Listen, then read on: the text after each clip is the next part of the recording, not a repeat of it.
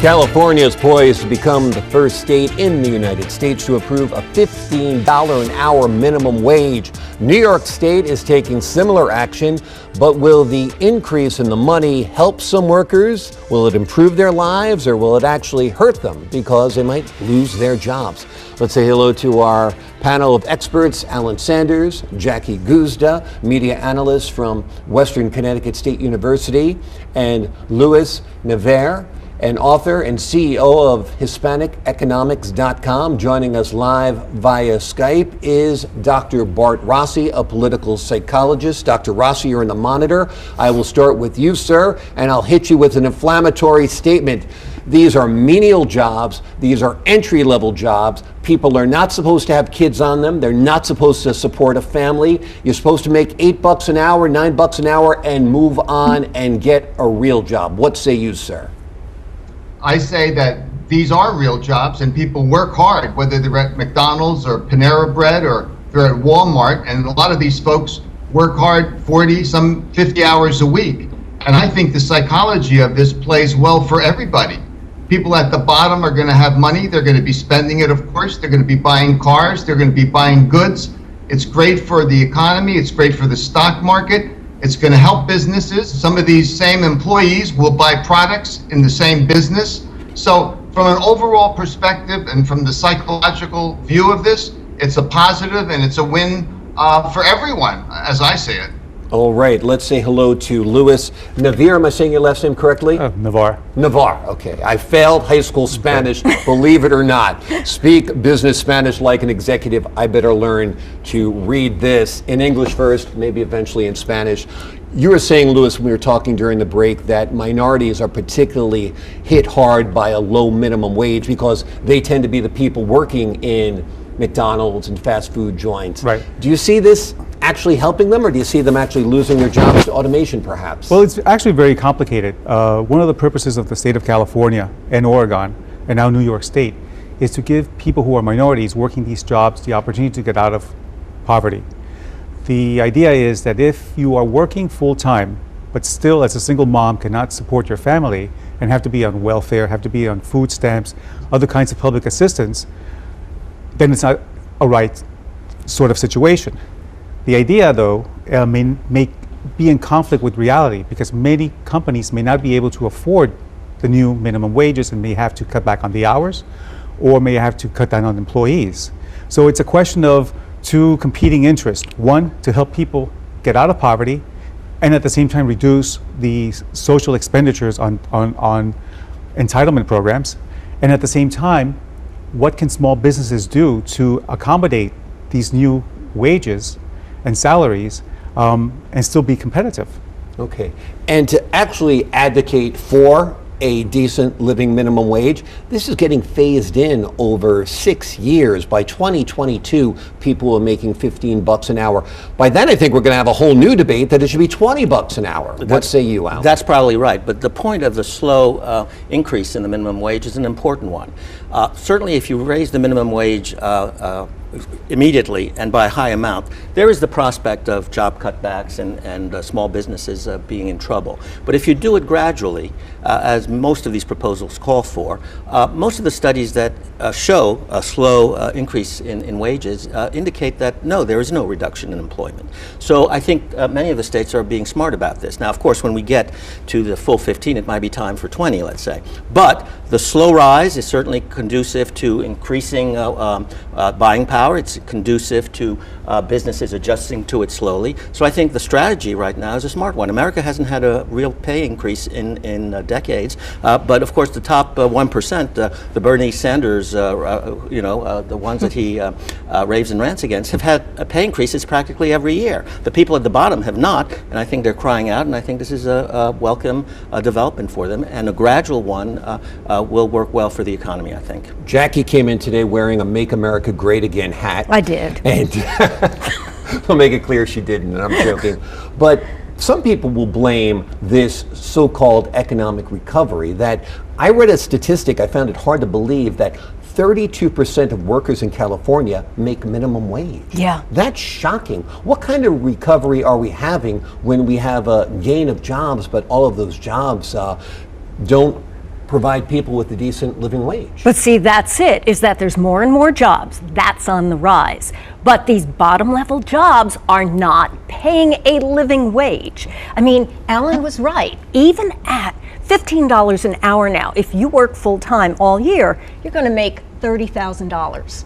Now, we all live in the New York area. Could you possibly exist, even without kids, on $30,000 a year? You can't. You still have to go on some kind of public assistance. Now, you're out of the range where you can get food stamps at $30,000, but you can still apply for public housing and live in that. There's aid that you can get for emergency funds, which, by the way, lasts for 5 years. And so you've got the middle class people, all of us, who are not getting very many public assistance fundings that are paying for this. And those people at the top that Bernie Sanders is complaining about, yeah, they're just having a good old time, aren't they? Because their wages are skyrocketing. Let's get Dr. Rossi in on the conversation. Doc, a lot of people fear it will be a job killer.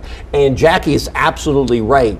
$15 an hour is not a lot of money to make anywhere in the United States, really, but it is a decent living wage in places like Portland, Maine, and Burlington, Vermont, where making $30,000 a year is okay because your rent is $600 a month. So this really has to be done thoughtfully, so we don't hurt areas that don't need such an increase, and we don't hurt small business owners who can't afford such an increase.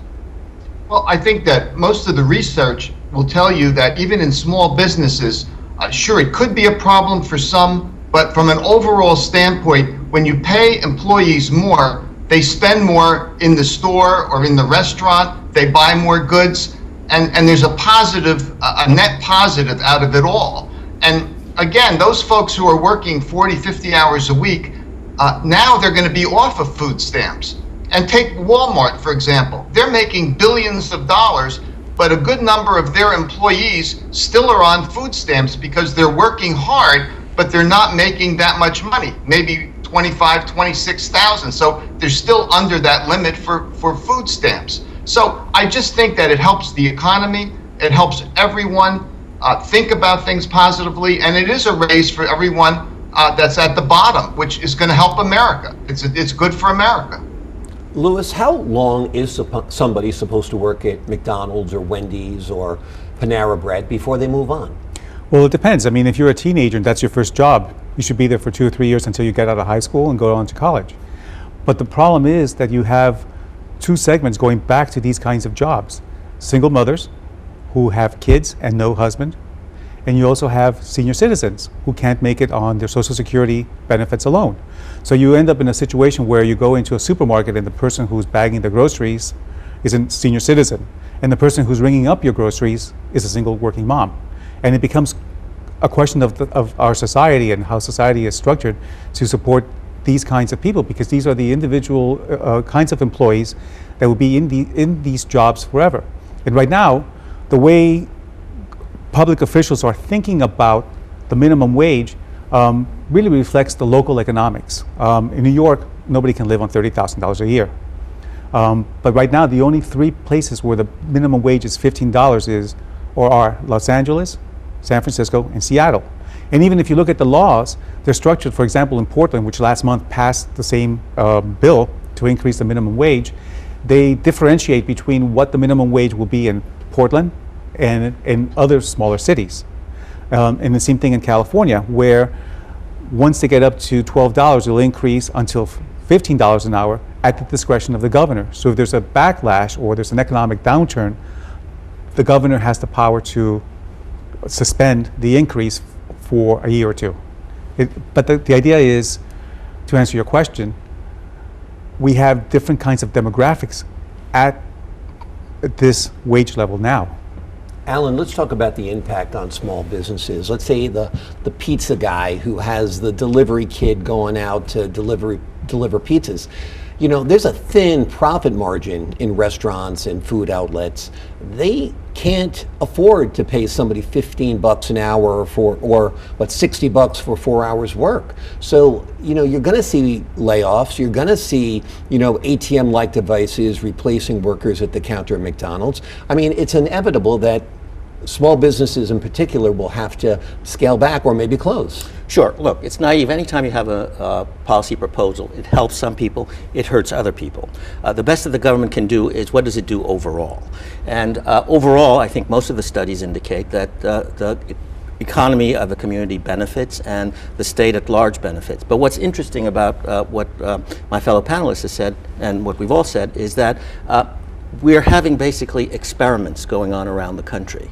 And one of the great things about federalism is it allows for experimentation. So you're going to see what happens in Seattle, you're going to see what happens in Los Angeles, you're going to see what happens in New York. And so a lot of the answers and a lot of part of the question that you've asked me will actually be answered. This is a important opportunity for the economists to do the research. So what happens when you raise the minimum wage? And what is the range at which it affects employment? Can you raise it a certain amount, nothing happens? If you go above a certain amount, does something happen? And so what we're really seeing is a broad political experimentation, economic experimentation, and we should be happy about that so that we finally can answer that question. Is it going to hurt small businesses or is it actually going to help ordinary people? Jackie, New York State is also pushing to raise the minimum wage. Governor Cuomo has been very outspoken. One of his proposals has been to raise it for state employees at the very minimum. What do you think about New York's efforts? I think that they're leading the country. I mean, this has only happened, as we saw, in Seattle and Los Angeles. And New York State needs this. If you go up to New York State, you know that they have been in an economic downturn for decades. And something's got to bring this state up. And we're doing all right, I would say, around the New York area. Businesses grow, people are employed. But once you get into upper New York State, we've got to increase the economy up there, and I'm hoping this does. I actually fear it would have the reverse effect because, you know, my son worked in the Plattsburgh area. It's a ghost town already. It's amazing. I mean, you can't keep a coffee shop open in these places. For these businesses to pay $15 an hour, even 7 years from now, is going to be a struggle. But that's a while. 7 years is a while. Like Alan said, it's going to be a little give and take, and we'll see what happens, take that data, and then improve upon it.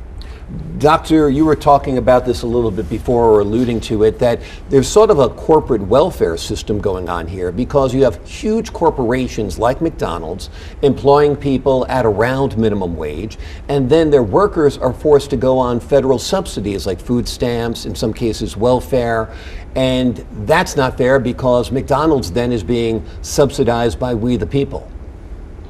Exactly right. I mean, I'm taking a very conservative point of view here, I think, because why should my taxpayer dollars or our dollars go to pay for people, give them food stamps when they're working 40, 50 hours a week for a company that's making billions of dollars? It just doesn't make good sense. So I think that the increase here, as Alan said, is going to have an overall positive effect. It may be a problem for some businesses. They'll have to adjust or make some kind of compromise. But overall, I think this is going to be a big plus, and you're going to see that the research will bear this out. Louis, do you see the increase in minimum wage basically just a Band-Aid, if you will? I know your interest in part is for the Latino community. Latinos, to me, seem like they're very entrepreneurial, very upwardly mobile, that they're not going to depend on a minimum wage, whether it's $7 an hour, $15 an hour, or even $20 an hour. I think part of the reason why we're having such a discussion over minimum wage is because it hasn't increased over the past 20 years as it should have to adjust for inflation. So all of a sudden now we're getting a sort of sticker shock that we've gone from being able to buy a soft drink for 50 cents to now it costs $1.99. But back then, when $7.25 was okay. But now, because it hasn't kept up with inflation, suddenly we have a big increase to make up for the fact that over the past 10, 15 years, the minimum wage has not worked in the sense that it hasn't provided for a sustainable income for most people. And I think that when you have minorities, for them, they're already at the margins of society. So for them, they're going to have to work like 2 jobs, 3 jobs, work off the books, which is what a lot of them do as it is. But then again, you have to realize that as we look at the society that we have and the economy we have, I mean, it's one thing to order a pizza and have a 17-year-old guy drop it off because you know he's going to be going on to a different job, but it's different when a 60-year-old man delivers your pizza. Then you know something's wrong with the economy. Are we creating an underground economy because of our inability to address a decent living wage? Because as Louis said, I would assume most people who are making $7.25 an hour have an off-the-books job somewhere, making $100 a day, cleaning an office or something like that. Well, I think so. I think we all know of arrangements in which people do services, various services, and get paid in cash, in large measure because they're trying to supplement the income that they can't make legitimately by being on the books. So yes, there is an underground economy, and I think one of the advantages of raising the minimum wage might be to reduce that and make everybody a real taxpayer. And so I think you raise a good point. Absolutely. We do have that underground economy, and one of the possible advantages of this is reducing that underground economy. Jackie, I'm going to give you the final thought. Give me your pitch. Why do we need $15 an hour as a minimum wage? So that people can make a decent living wage. And having a job is better than no job at all, because from that low-paying job, you can advance into another one. Right now, at the minimum wage of what it is, people are stuck. People are making low wage and keeping it at that because they can make more money making that very low wage plus public assistance. So if we up the minimum wage, it'll get some people off of the dole and they can go on and get out of poverty and better their lives. Get them off the dole. I'm on your side, Jackie. Thanks so much. Alan, Lewis, Dr. Bart as well. Thanks so much for being with us. There's a whole lot more of fresh outlook ahead. The wild roller coaster ride of the presidential primary takes a new twist after this.